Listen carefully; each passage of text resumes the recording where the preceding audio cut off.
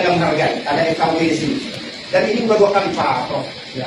Yang menangani kasus di Baluaran itu saya sendiri. Ya. Yang saya timpulilah. Ya.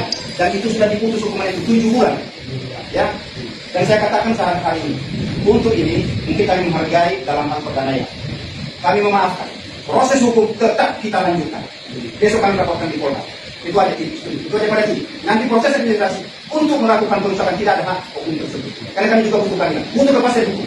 Setiap warga negara pasal 29 ayat 2 hak kami punya hak untuk bisa berbicara.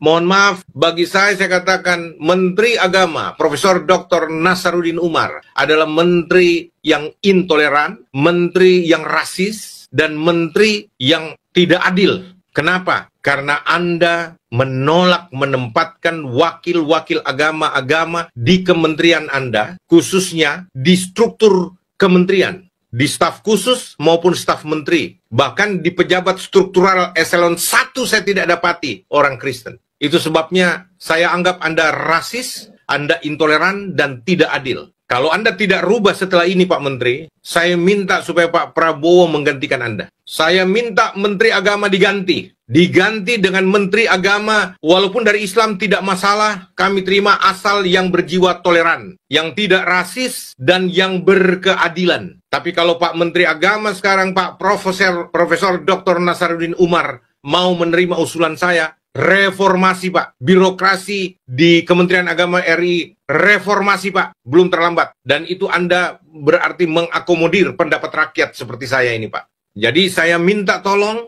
Pak Menteri Agama, copot staf khusus, staf ahli lain, lalu ganti dengan orang-orang yang mewakili agama-agama yang non-Islam. Tempatkan mereka sebagai staf khusus, staf ahli. Kalau Anda bilang tidak bisa dicopot lagi, tambah Pak, tambah. Minta sama Presiden hak prerogatif untuk menambah supaya ada rasa kebersamaan, rasa keadilan umat agama lain. Itu saja saya punya permintaan Pak. Jadi hanya begini saja yang saya ingin sampaikan supaya Anda tahu Pak, saya protes keras. Saya sebagai pemuka agama, saya orang yang cinta Indonesia, saya ingin mengabdi untuk Indonesia, saya ingin supaya ada kehidupan yang adil dan benar di Indonesia, hak-hak asasi manusia, agama-agama orang-orang lain yang beragama non-Islam juga diberikan. Ini pelanggaran HAM juga, boleh masuk kategori pelanggaran HAM, ketetapan kebijakan Menteri Agama ini. Karena tidak memberikan hak untuk agama-agama lain duduk mengabdi di struktur Kementerian Agama Republik Indonesia, yang bahkan yang tidak masuk struktural di staf ahli saja, di staf khusus aja, Anda tidak menempatkan satupun orang dari agama non-Islam. Semuanya Islam, sangat rasis, sangat intoleran, sangat tidak berkeadilan, dan ini pelanggaran HAM. Sampai di sini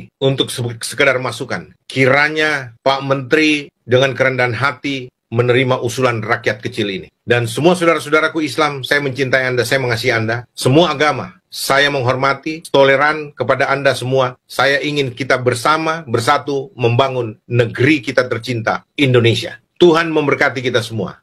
Ulangan pasal 25 menentang kekerasan yang sewenang-wenang. Apabila ada perselisihan di antara beberapa orang, lalu mereka pergi ke pengadilan dan mereka diadili dengan dinyatakannya siapa yang benar dan siapa yang salah.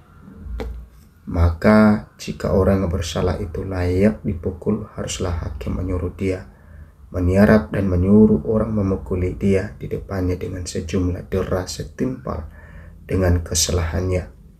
40 kali harus orang itu dipukuli, jangan lebih, supaya jangan saudaramu menjadi rendah di matamu apabila ia dipukul lebih banyak lagi. Janganlah engkau berangus mulut lembu yang sedang mengirik. Tentang kawin dengan istri saudara yang telah mati. Apabila orang-orang yang bersaudara tinggal bersama-sama dan seorang daripada mereka mati dengan tidak meninggalkan anak laki-laki, maka janganlah istri orang yang mati itu kawin dengan orang di luar lingkungan keluarganya. Saudara suaminya haruslah menghampiri dia dan mengambil dia menjadi istrinya, dan dengan demikian melakukan kewajiban perkawinan ipar. Maka anak sulung yang nanti dilahirkan perempuan itu haruslah dianggap sebagai anak saudara yang sudah mati itu, supaya nama itu jangan terhapus dari antara orang Israel. Tetapi jika orang itu tidak suka mengambil istri saudaranya, maka haruslah istri saudaranya itu pergi ke pintu gerbang, menghadap para tua-tua serta berkata, iparku menolak menegakkan nama saudaranya di antara orang Israel. Ia tidak mau melakukan kewajiban perkawinan ipar dengan aku. Kemudian para tua-tua kotanya haruslah memanggil orang itu dan berbicara dengan dia. Jika ia tetap berpendirian dengan mengatakan, aku tidak suka mengambil dia sebagai istri, maka haruslah istri saudaranya itu datang kepadanya di hadapan para tua-tua, menanggalkan kasut orang itu dari kakinya, meludahi mukanya sambil menyatakan, beginilah harus dilakukan kepada orang yang tidak mau membangun keturunan saudaranya. Dan di antara orang Israel namanya haruslah disebut kaum yang kasutnya ditanggalkan orang. Larangan berbuat biadab. Apabila dua orang berkelahi dan istri yang seorang datang mendekat untuk menolong suaminya dari tangan orang yang memukulnya, dan perempuan itu mengulurkan tangannya dan menangkap kemaluan orang itu, maka haruslah kau potong tangan perempuan itu, janganlah engkau merasa sayang kepadanya. Sukatan dan timbangan yang benar. Janganlah ada di dalam pundi-pundimu dua macam batu timbangan, yang besar dan yang kecil. Janganlah ada di dalam rumahmu dua macam efa, yang besar dan yang kecil. Haruslah ada padamu batu timbangan yang utuh dan tepat. Haruslah ada padamu efa yang utuh dan tepat, supaya lanjut umurmu di tanah yang diberikan kepadamu oleh Tuhan Allahmu. Sebab setiap orang yang melakukan hal yang demikian, setiap orang yang berbuat curang adalah kekejian bagi Tuhan Allahmu. Amalek harus dihapuskan. Ingatlah apa yang dilakukan orang Amalek kepadamu pada waktu perjalananmu keluar dari Mesir, bahwa engkau didatangi mereka di jalan, dan semua orang lemah pada barisan belakangmu dihantam mereka, sedang engkau lelah dan lesu. Mereka tidak takut akan Allah. Maka apabila Tuhan Allahmu sudah mengaruniakan keamanan kepadamu daripada segala musuh di sekeliling, di negeri yang diberikan Tuhan Allahmu kepadamu untuk dimiliki sebagai milik pusaka, maka haruslah engkau menghapuskan ingatan kepada Amalek dari kolong langit. Janganlah lupa.